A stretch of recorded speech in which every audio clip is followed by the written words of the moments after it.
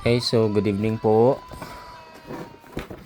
So, i-config po natin yung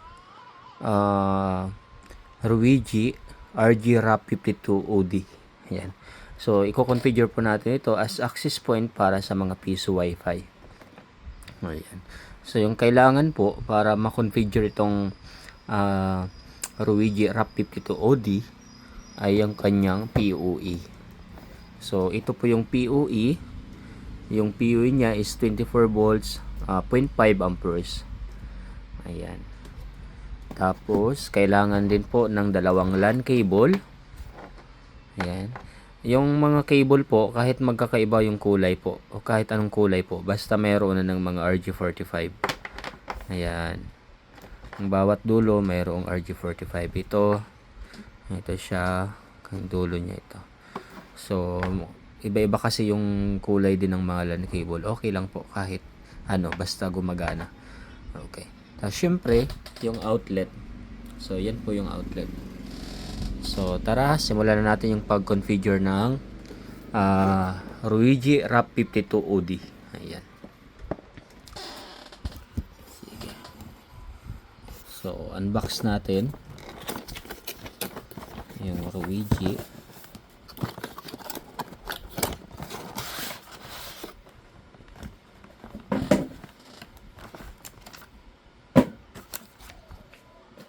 Okay, so ito lang po yung kailangan. Ito. Tapos, yung dalawang antena niya. Ayan, no? Naka-thread yan. Lagay lang dyan. Ikot.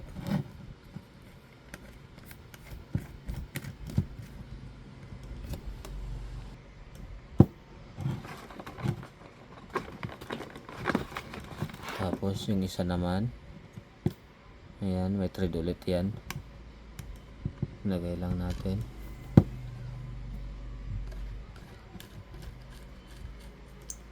Okay. So, yan na po. Okay. So, ibaba na natin itong box. So, yan na yung antenna. Next naman, unbox natin yung PoE nya.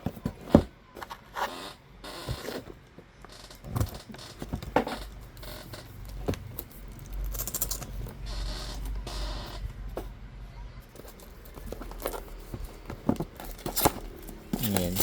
So, yung Ruigi kasi ay walang kasabay na PoE.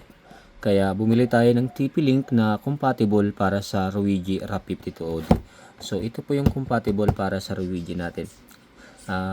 Pwede naman yung sa TP-Link na kasama pero mas mainam po itong PoE 24 volts sa 0.5 amperes. So, unbox natin.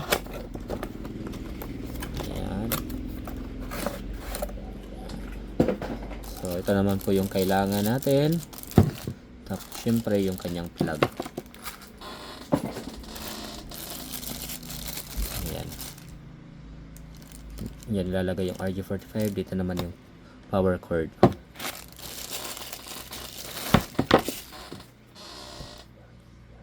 So, yung power cord po, ito. Yan. Tapos ang dulo niya. Okay. So itong ground, tinatanggal ko na po ito. Tinatanggal ko na lang. Pwede naman yan tanggalin. Pwede man na hindi, gamit lang ng adapter. So tatanggalin ko. Ito. Yung outlet ko kasi ay walang pang ground. Dalawa lang yung ano. Ayan, natanggal na. So, ready na yung ating access point. Tapos yung PoE natin. Ayan, ready na. Yung PoE po, mayroon ito ng may nakasulat, LAN. Tapos yung kabila ay PoE. Ayan. So, yung PoE po, ito po.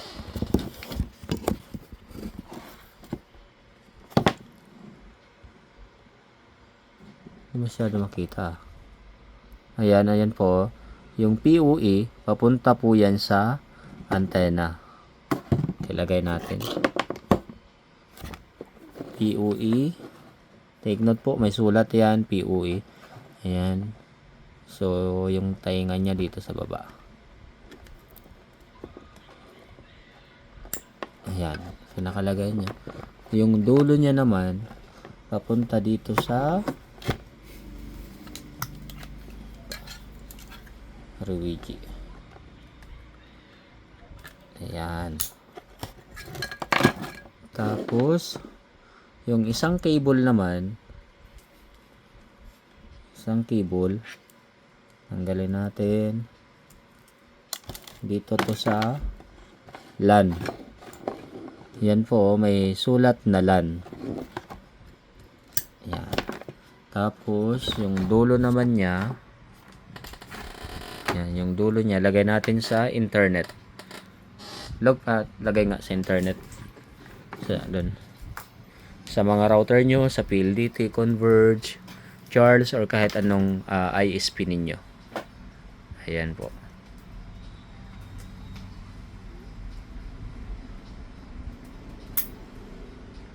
Okay. So, naka-plug na doon. Yung naka-plug na lahat. Ayan, naka-plug na lahat.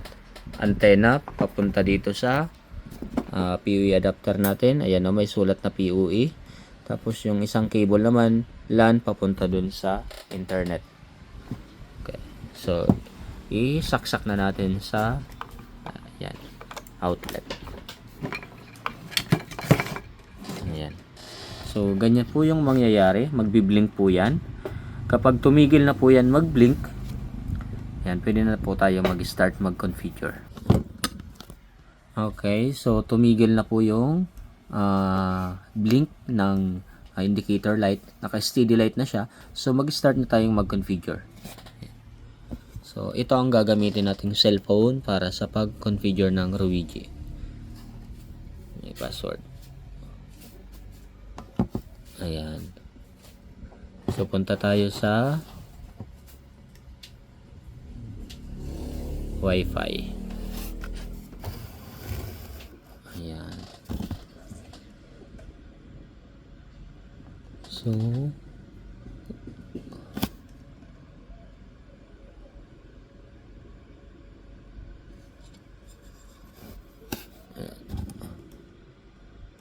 Ruigi. Ayan na. So, connected na tayo sa Ruigi. Yan yung default ng ating access point. Ito siya, oh. Yung sulat niya dyan ay saan yun? Okay, hindi nakasulat yung kanyang model. Basta lalabas dyan yung name ng access point na Ruigi. So, yan. Connected na. I-tap lang natin. Tap nyo lang yung Ruigi. Tapos, pag connected na, punta na tayo sa Chrome. So, dapat sa Chrome po. Ito, Chrome. Wag po sa Google. Ayan. So, sige. Tanggalin muna natin ito. Ayan. So, yan na. Chrome, no? So, tatype lang natin dito yung IP address ng Ruigi. Yung IP address niya is 10.44.77.254. Ayan. Search lang natin. So, ayan na. Ang password niya ay admin.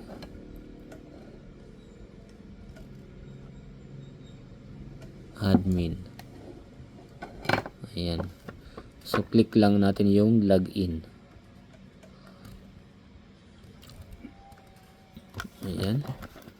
So, ayan na po.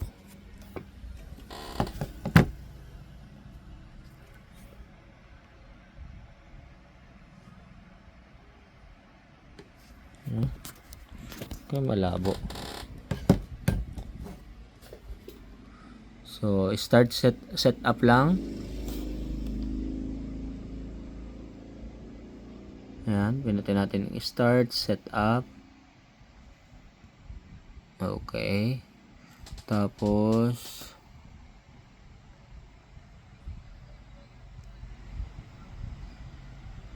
network name niya kahit ano. Sige, kahit ano ilagay diyan. Halimbawa XX. Okay.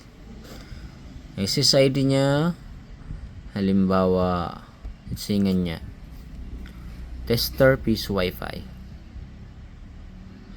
Tester piece wifi. Ayan. Tapos yung wifi password naka-open lang siya dahil gagamitin natin siya sa piso wifi. So wag nating lalagyan ng security or password. So yan, piliin lang yung open.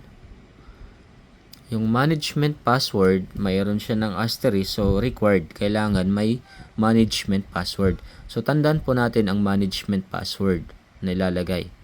So halimbawa 1 2 3 4 5 6 7 8 9 1 2 3 4 5 6 7 8 9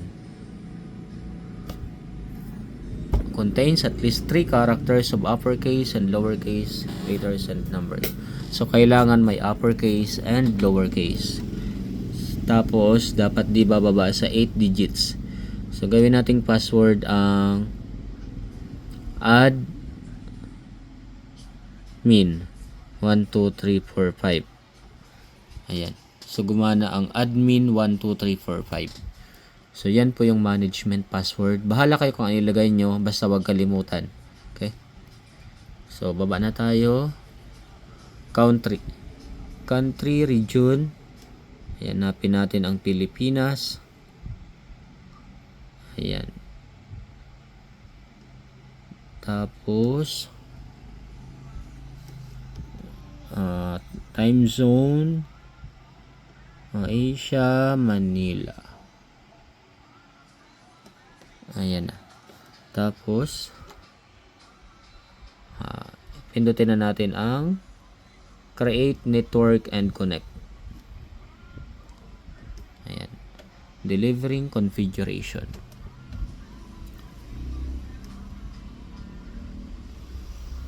So, hintayin lang natin. Yan, 60, 59, 58, 57. Hintayin natin na matapos yung count, yung pagbilang niya, no? 50, yan, 51, 50, 49, 48. Yan, 5, 4, 3, 2, 1. Ayan. So, yan na po. Lumabas na ang check na natin. Ayan. The device IP address may change. So, punta na tayo sa Wi-Fi. Ayan. So, yan na po. Lumabas na ang tester piece Wi-Fi. Okay. Connect tayo. Tester piece Wi-Fi.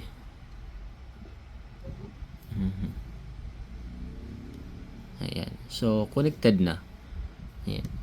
Yan na po, pwede nyo nang gamitin bilang access point para sa inyong mga piso Wi-Fi. Make sure lang na yung kanyang PoE ay yung suited sa kanya, no? Hindi pwede gamitin dito yung PoE sa Compass.